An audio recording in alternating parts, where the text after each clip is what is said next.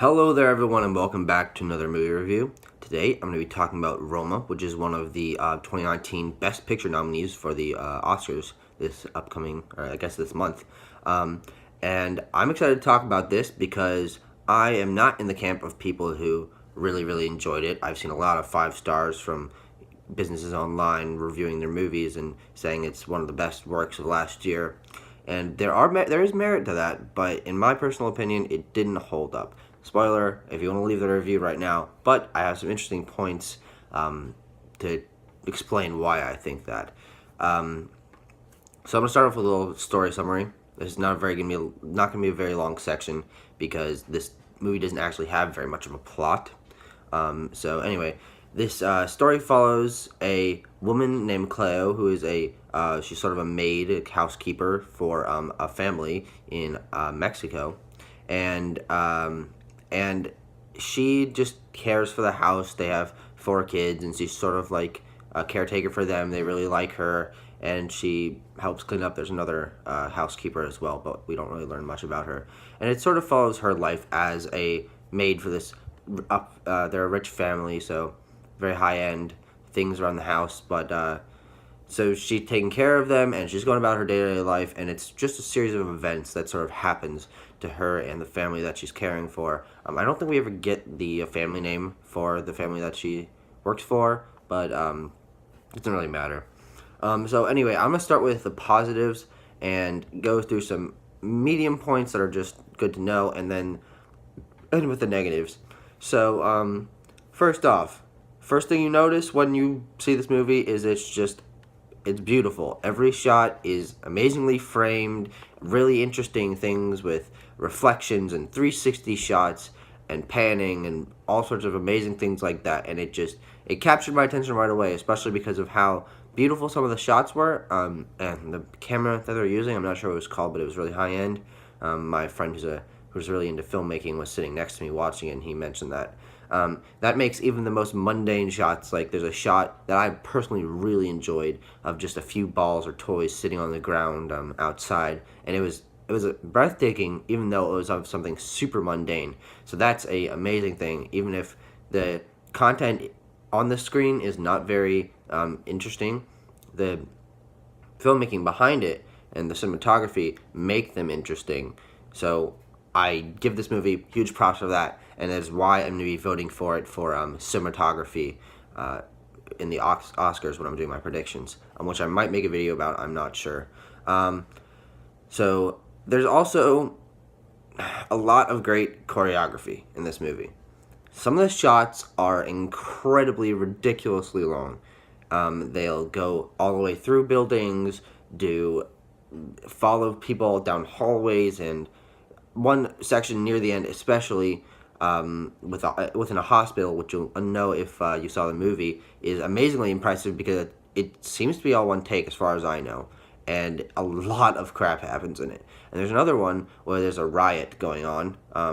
I don't know much about the politics of this era. I think this is set in the 70s or 80s. But there was a riot going on outside, and it was one long take with all of this stuff happening and people actually rioting in the background and things like that, and the choreography behind it was absolutely insane because I have no idea how they planned that out with giving everyone their jobs and setting up where everyone's going to go. Amazingly impressive directing in that department, which is again why I will be probably voting for Roma for directing when it comes to the Oscars this year. So those are 2 big amazing things. However, one second, I'm collecting my thoughts. The mediocre points I want to bring up, that's the end of my positives, is that this story is about a side character, essentially. She is the protagonist, but she doesn't really have much of an arc. She doesn't have too much personality because it's kind of just her in the background. Even though you're following her, she's always in the background helping out, doing small things. And it's an interesting concept, but it didn't really work for me. But I do appreciate them trying something like that because it's definitely a neat idea. Another thing, and this will be my main point throughout all of my negatives, is that I really do respect this movie. I respect what it's going for. I respect the cinematography and the directing and all of that, especially it being a black and white film in 2018. But I didn't enjoy it, which is personally what I look for when I'm watching movie. Is even if they are amazingly artistic and have great cinematography and directing and all that, I want there to be entertainment value behind it. I want there to be interesting characters. I want there to be interesting plot points, which unfortunately this movie didn't really have. Alright, so it's time for the negatives, which I have quite a few more of.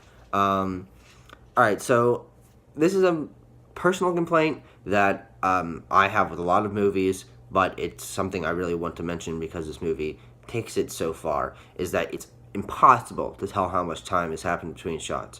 Sometimes you realize, oh, it's been a few minutes. Sometimes you realize it's been months, and you haven't seen what happened between there. But because of the gaps, and because everything feels so samey, the pacing is just way off. This is a very slow-paced movie, and it kind of was hard for me to keep my interest throughout it, and I actually had to watch it in sort of two bursts, like one half one day and second half another day, because I just couldn't keep myself engaged throughout, because especially for the first half, not much exciting things really happen.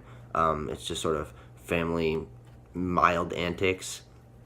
So there's that. And also another thing is, I mentioned there are very, very long takes, and unfortunately those long takes lead to one issue that I was very unsettled by, is that they cut the ending of scenes is very, very sharp. So as soon as you're settled and you're sort of adapted to what's going on screen and realizing where everyone is and what's going on, the scene will end, and it's just like that. It's very unsettling, and it again makes the pacing very, very strange.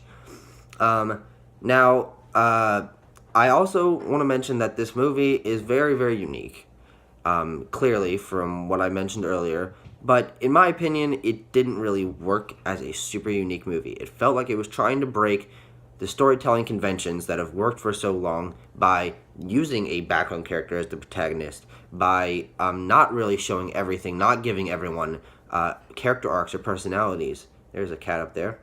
And it didn't really engage me. Breaking those storytelling techniques that we've come to appreciate and enjoy is interesting, but I feel like it needs to do something a little more in order to maintain the engagement of its audience. And I don't know how other people felt about that, but that's just one of the points that I wanted to bring up.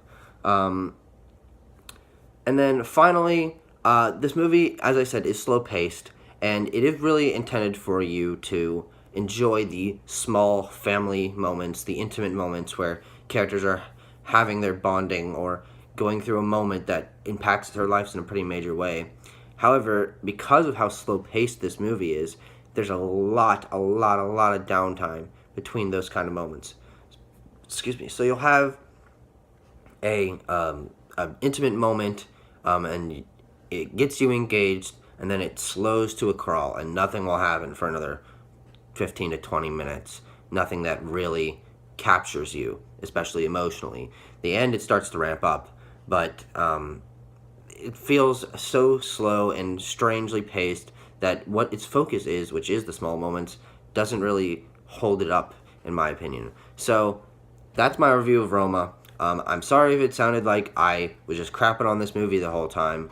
I did enjoy it.